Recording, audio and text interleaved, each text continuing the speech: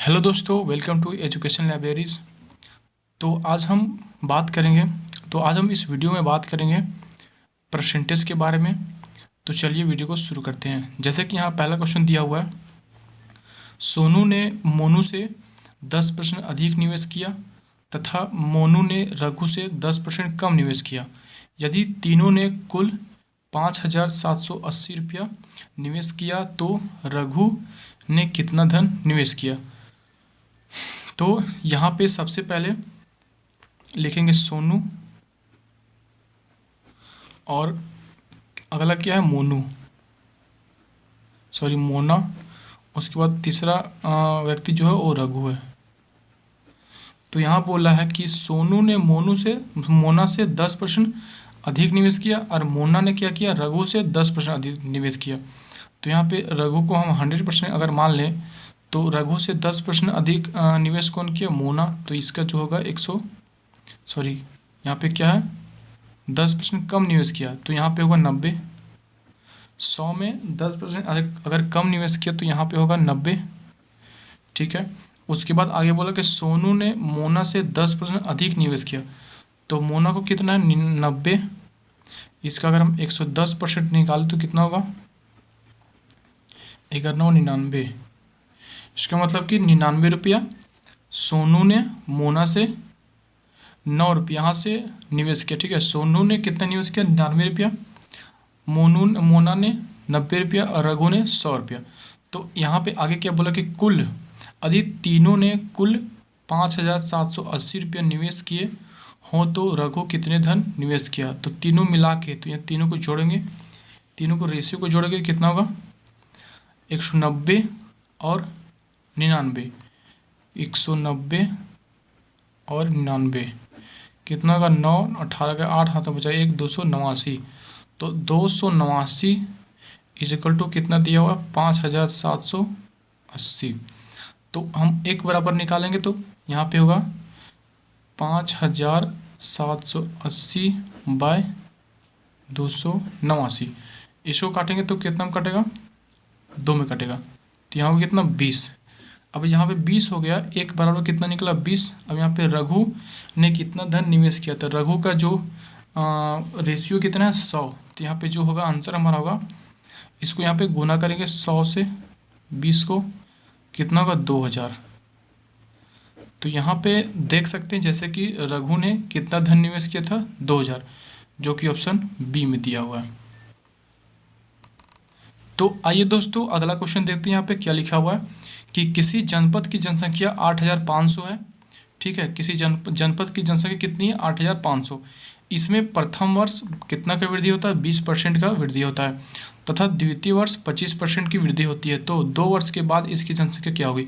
तो सबसे पहले हम क्या करेंगे, प्रथम वर्ष कितना का वृद्धि हो रहा है तो हो रहा है यहाँ पे हो रहा है 20% का वृद्धि। तो 20% का अगर आप शॉर्टकट में बनाना चाहते हैं, ठीक है, बहुत ही कम समय में अगर आप बनाना चाहते हैं तो सबसे पहले क्या करना होगा, यहाँ पे 20% का भिन्न करेंगे तो कितना होगा 20 × 100 1/5। और 25% का अगर हम भिन्न में बदलें तो कितना होगा 1/4। ठीक है, अब नीचे वाला जो होता है वो अपने आप में 100% होता है।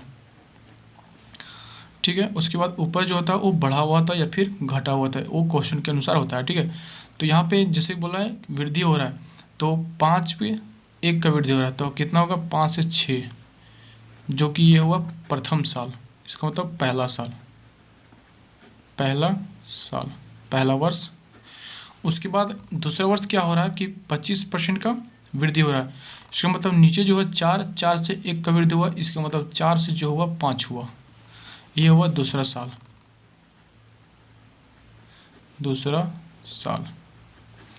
अब क्या करेंगे, ये दोनों को गुना करके यहाँ लिखेंगे 5 × 20 और 6 × 5 = 30। अब यहाँ पे देख सकते हैं जैसे कि जनपद की जनसंख्या कितना 8,500 है। तो 8,500 है, उसके बाद 2 वर्ष के बाद जनसंख्या, 2 वर्ष बाद इनकी जनसंख्या क्या होगी।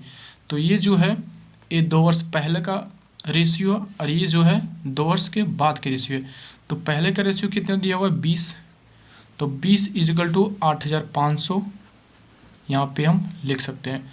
तो एक बराबर निकालेंगे तो कितना होगा, 0 से 0 कटेगा यहाँ पे 2 से काटे तो 2 चौक 8, 5, 2 दूनी 4 और 2 पचे 10। तो एक बराबर कितना निकला 4,425। अब इसको क्या करेंगे 30 से गुना करेंगे, जिससे 2 साल के बाद का जनसंख्या हमें निकाल के देगा। तो यहाँ पे लिखेंगे 30 से गुना करेंगे अगर हम, तो कितना होगा 0, 5 दिया 15, 5 हाथ में बचा कितना 1, 3 दूना 6 और 1 7 और 4 दिया 12। तो यहाँ जो आंसर निकल का है कितना है 12,750। ठीक है, 12,750 जनसंख्या जो है वो 2 साल के बाद हो जाएगी। तो जो ऑप्शन बी में दिया हुआ है।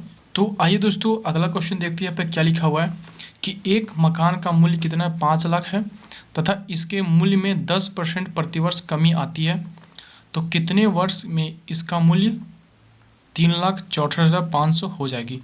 तो यहाँ पे सबसे पहले क्या लिखेंगे, तो ये कितना दिया हुआ है 3,64,500, तो यहाँ पे होगा 3,64,500 और टोटल जो कितना है नीचे 5 लाख। ठीक है, कितना 5 लाख इज इक्वल टू क्या होगा 1, यहाँ पे क्या हो रहा है कमी हो रहा है माइनस रेट कितना 10 इंटू बटा 100 ब्रैकेट पावर n। अगर इसको हम यहाँ पे सॉल्व करें कितना होगा 0 से 0 कटेगा, यहाँ से अगर 5 से काटे तो 5 से कम 5, यहाँ पे कितना बचा 1,000 और ऊपर काटेगा हम 5 से तो 5 36 सॉरी 5 5 बचे 5 थे 35 सॉरी 5 से थे 35, हाथ में बचा कितना 1 4, 5 दूना 10, यहाँ पे कितना बचा 4 और 5 5 9 45। तो यहाँ पे जो निकल के आया कितना आया 729 बटे 1,000 इजिकल टू, इसको सॉल्व कर कितना होगा, यहाँ पे को 100 में क्या 10 तो 90 बटा 100, यहाँ से 0 0 कटेगा, इसके पावर n है। तो यहाँ पे कितना होगा 729 बटे 1,000 इजिकल टू 9 बटा 10। तो यहाँ पे देख सकते हैं कि 729 जो है वो 9 का क्यू है और 1,000 10 का क्यू है। तो यहाँ पे होगा क्यू इजिकल टू 9 बटे 10 का क्यू सॉरी एन। तो यहाँ पे देख सकते क्यू, यहाँ पे होगा क्यू सॉरी यहाँ पे को क्यू। तो एन बराबर कितना है 3, तो एन बराबर हुआ 3, ये हुआ 3 वर्ष। ठीक है, तो 3 वर्ष में क्या होगा, ये जो मूल्य है मकान का 5 लाख वो घट के कितना हो जाएगा 3,64,500, जो कि ऑप्शन ये में दिया हुआ है। तो आइए दोस्तों अगला क्वेश्चन यहाँ पे देखते हैं क्या लिखा हुआ है कि एक नए स्कूटर का मूल्य 25,000 रुपये दिया हुआ है। तो एक नए स्कूटर का मूल्य कितना है 25,000 रुपया है। उसके बाद क्या बोला कि प्रत्येक वर्ष के अंत में, तो प्रत्येक वर्ष के अंत में क्या होता है कि इसका मूल्य जो है उस वर्ष के आरंभ में मूल्य का 80% रह जाता है। तो 3 वर्ष बाद इस स्कूटर का मूल्य क्या होगा, तो प्रत्येक वर्ष के अंत में कितना रह जाता है 80%। तो 80% का अगर हम भिन्न में बदलें तो कितना होगा 80/100, 2 चौको 8 और 2 पचे 10। इसका मतलब कि 5 से 4 रह जाता है। तो प्रथम वर्ष में 5 से 4 रहता है, ठीक है। उसके बाद दूसरा वर्ष में फिर 5 से 4 होगा, तीसरा वर्ष में फिर 5 से 4 होगा। और इसको गुना करें तो यहाँ पर 5 पचे 25, 25 पचे 125 और इसको आपस में गुना करें तो 4 16 16 चौक 64। तो ये जो 125 है ये है 3 साल पहले का और ये 64 जो है वो 3 साल बाद का है। तो पहले कितना था 2500, इसका 25,000, इसका मतलब कि 125 इजिकल टू कितना 25,000। तो अगर हम एक यूनिट बराबर निकालें तो कितना होगा 25,000 बटा 125, 25 25 125, यहाँ से कटेगा 5 दूना 10, तो कितना हुआ एक यूनिट बराबर कितना निकला 200। अब क्या बोला स्कूटर का मूल्य, बाद का मूल्य कितना 64। अब इसको 64 से गुना करेंगे, कितना हुआ 64 दूना 128, कितना हुआ 12,800। तो हर जो वर्ष के आरंभ में मूल्य का 80% जो रहता था वो 3 वर्ष के बाद कितना हो जाएगा, तो ये हो जाएगा 12,800, जो कि ऑप्शन डी में दिया हुआ है। तो आइए दोस्तों अगला क्वेश्चन देखते हैं। यहाँ पे दिया हुआ है यदि किसी वर्ग की प्रत्येक भुजा में 10% की वृद्धि कर दी जाए तो इसके क्षेत्रफल में कितने का वृद्धि होगा। तो इसको हम बनाएंगे दो मेथड से। सबसे पहला मेथड क्या है कि सक्सेसिव मेथड, जो कि एक फॉर्मूला है x + y + x × y बटे 100। तो x 10%, तो ये हुआ मेरा पहला मेथड, ठीक है। तो 10 + 10 + 10 × 10 कितना होगा 100 होगा। यहाँ पे 100, ये कटा कितना बचा 1, 10 + 10 20 20 के 21, तो 21% जो निकला हमारा वो क्षेत्रफल में वृद्धि निकला, जो कि ऑप्शन बी में दिया हुआ है। अब हम देखते हैं यहाँ पे दूसरा मेथड क्या है कि 10 को हम सबसे पहले क्या करेंगे भिन्न में बदलेंगे, ठीक है। तो 10 को भिन्न में बदलेंगे कितना होगा 1/10। अब यहाँ पे देख सकते हैं कि क्या है यहाँ पे कि वर्ग की प्रत्येक भुजा में, तो वर्ग की भुजा होता है ए, ठीक है। क्षेत्रफल कितनी वृद्धि होगी, तो वर्ग का क्षेत्रफल होता है a², तो यहाँ पे a गुना ये है, ठीक है। ये गुना ये है, इसका मतलब कि हमको 2 बार जाना होगा। तो 10 से 11 वृद्धि हुआ एक पहला में, उसके बाद 10 से 11 फिर हुआ दूसरा में, तो यहाँ पे होगा 100, यहाँ कितना होगा 121, यहाँ कितना की वृद्धि हुआ 21, तो 21% का वृद्धि हुआ। तो आइए दोस्तों अगला क्वेश्चन देखते हैं। यहाँ पे क्या लिखा हुआ है कि एक आयत की लंबाई 10% की वृद्धि तथा चौड़ाई में 10% की कमी करने पर नए आयत का क्षेत्रफल में क्या होगा, कमी होगा या फिर वृद्धि होगा, ये हमें निकालने बोला है। तो यहाँ पे इसको भी हम दो मेथड से बनाएंगे। जैसे कि पहला मेथड क्या बोला 10% का वृद्धि हो रहा है, इसका मतलब प्लस में 10, और चौड़ाई में क्या हो रहा है 10% का कमी हो रहा है, तो -10, प्लस माइनस क्या होगा माइनस, उसके बाद 10 × 10 बटा 100, यहाँ से 100 से 100 कटा, यहाँ पे कितना बचा 1 बचा, और ये 10 से 10 यहाँ पे कटा, तो यहाँ पे कितना बचा -1। तो माइनस का साइन हमें दर्शाता है कमी, जो कि 1% का हो रहा है कमी। तो यहाँ पे जो ऑप्शन बी में दिया हुआ है ये होगा करेक्ट आंसर। और आगे देखते हैं दूसरा मेथड। तो दूसरा मेथड देखते हैं। सबसे पहले 10 को हम क्या करेंगे भिन्न में चेंज करेंगे, तो 10% का भिन्न में करेंगे तो कितना होगा 1/10। उसके बाद यहाँ पे बोला है क्षेत्रफल, तो क्षेत्रफल क्या होता है आयत का लंबाई गुना चौड़ाई।